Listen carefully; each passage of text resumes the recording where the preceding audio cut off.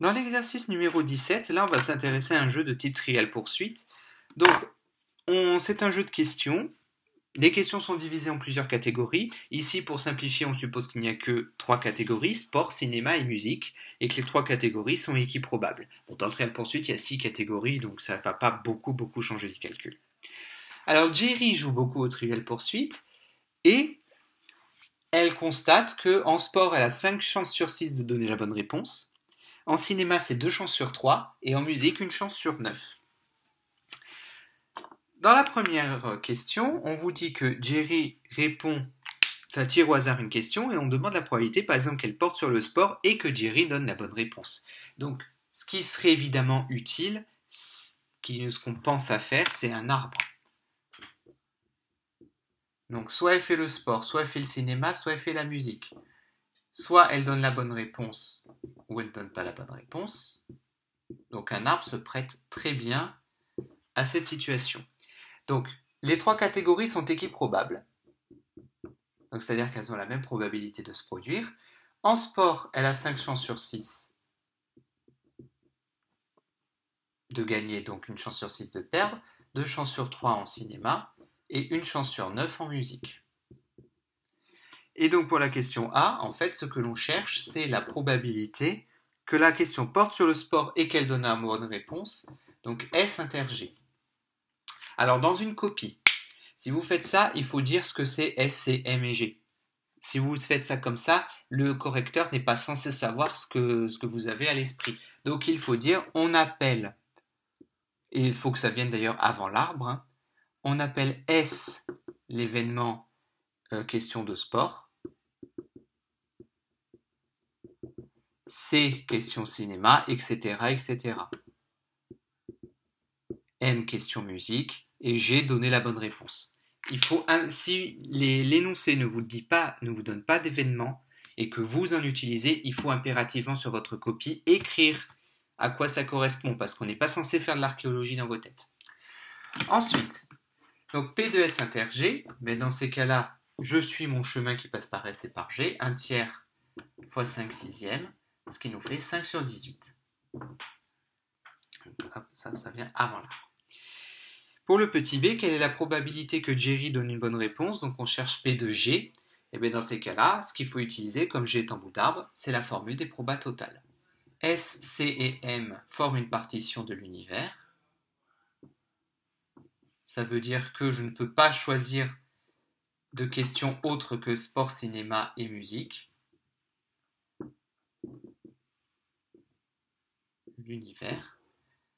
Donc d'après la formule des probabilités totales,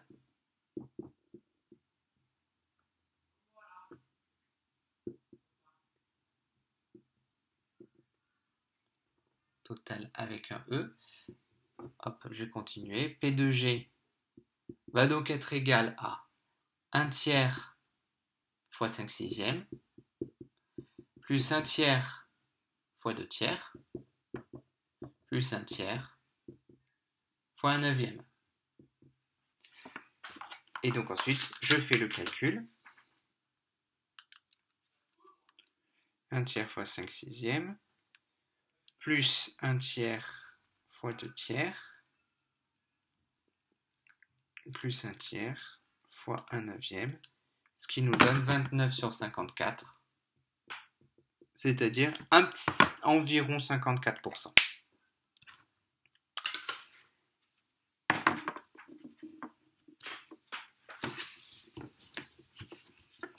Donc maintenant, il va être question de variables aléatoires.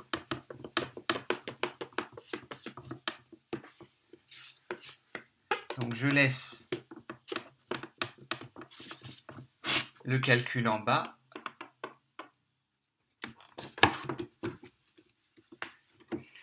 Alors, on vous dit que pour participer, Jerry doit payer 10 € de droits d'inscription. Elle recevra 10 € si elle répond correctement en sport, 20 € en cinéma et 50 € en musique, et rien du tout si sa réponse est fausse. X, c'est la variable aléatoire qui à chaque partie associe son gain, supposément algébrique. On appelle gain la différence en euros entre ce qu'elle reçoit et les 10 € de frais d'inscription, donc c'est bien ça, c'est le gain algébrique. algébrique parce qu'il peut être négatif. Alors la loi de probabilité de x, la loi de x est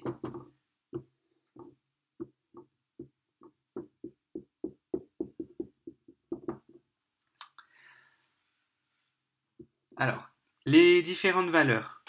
Soit, eh bien, sa réponse est fausse. Donc, elle perd les 10 € de frais d'inscription. Soit, elle répond correctement à une question sport. Mais vu qu'elle a payé 10 €, donc 10 € moins 10 €, ça fait 0. Soit elle répond bien à une question de cinéma, 20 moins 10, ça fait, elle gagne 10 €. Et elle reçoit 50 € si elle répond à une question de musique. Donc avec les 10 € de frais d'inscription, ça fait 40 de bénéfices. Maintenant les probabilités. Bon, ben, les probabilités en fait, elles sont là. La probabilité déjà la probabilité de ne pas donner de bonne réponse, c'est 1 moins 29 sur 54. Donc de 29 pour aller à 54, il faut 25. Ensuite, la probabilité de bien répondre à une question de sport, donc ça va être 1 tiers fois 5 sixièmes, 5 sur 18. La probabilité de répondre correctement à une question de cinéma, c'est 2 sur 9. Puisque, en fait, c'est la probabilité de tirer une question de cinéma et de donner la bonne réponse, donc c'est bien une intersection dont on calcule la proba. Et pour la musique, 1 sur 27. Donc vous pouvez faire la somme, ça fait bien 1. Et enfin, dernière question, le jeu est-il équitable? Donc on vous demande quel est le gain moyen que Jerry peut espérer et est-ce qu'elle a intérêt à jouer? Autrement dit, est-ce que le jeu est équitable ou mieux, est-ce qu'il est en faveur de Jerry? Donc, d'abord, le gain moyen, Jerry peut espérer gagner. Donc, en moyenne, n'oubliez pas que dès qu'il est question de moyenne dans les énoncés, il faut penser espérance automatiquement. C'est l'espérance qu'on vous demande. Ça fois ça, plus ça fois ça, plus ça fois ça, plus ça fois ça. Je n'écris pas l'étape avec le 0.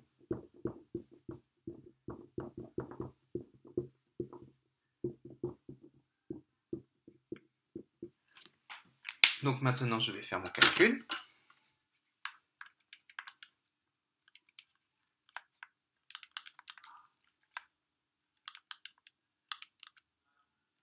Ce qui nous donne moins 25 sur 27.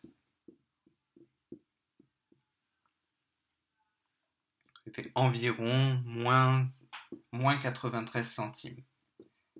Donc est-ce qu'elle a intérêt à jouer? Non, parce que son espérance de gain est négative.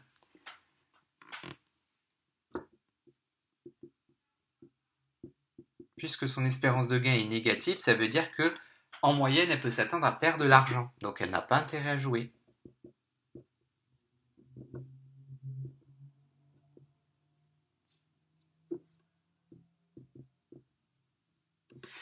Donc voilà, c'est tout ce qu'il faut savoir sur les variables aléatoires. Donc les variables aléatoires, pour ceux qui prennent maths complémentaires, vous allez les retrouver, beaucoup. C'est une grande partie quand même du programme. Et pour ceux qui conservent la spécialité, là évidemment, les variables aléatoires, on va en faire pas mal aussi.